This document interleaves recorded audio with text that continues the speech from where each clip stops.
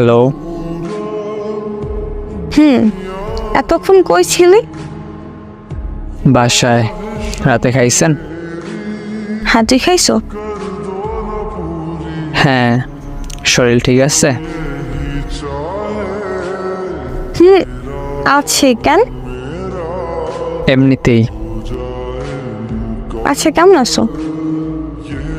কিছু বলতে চাই, শুধু শুনবেন, উত্তর দেওয়ার দরকার নাই, ঠিক আছে? কিছু হয়েছে?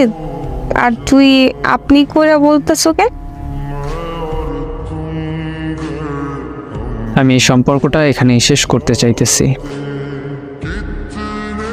আর হ্যাঁ আপু, আপনার সাথে অনেক অন্যায় করছি, পারলে মাফ করে দিয়েন। আমি জানি আপনি আমাকে মাফ করতে পারবেন না, কিন্তু কি আর করার, একটু কষ্ট হলে মাফ করে দিয়েন। মানে কি মজা করতেছো? এইসব কি বলতেছো ইবু? প্লিজ এমন করিস না, প্লিজ। এই বউ, শোন না ইবু।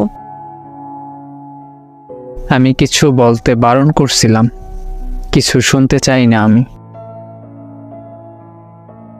প্লিজ তোর পায়ে পড়ি, প্লিজ এমন করিস না।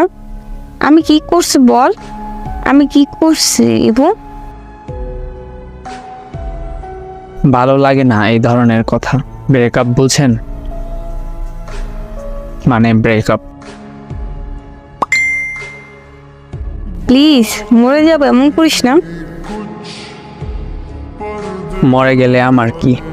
এমন কথা বলা বন্ধ করেন, ব্লক করে দিব কিন্তু। প্লিজ তোর পায়ে পড়ে ছাইড়ে যাস না। তুই তো বলছিলি কখনো ছাইড়ে যাবি না, তাহলে এমন করতেছো কেন?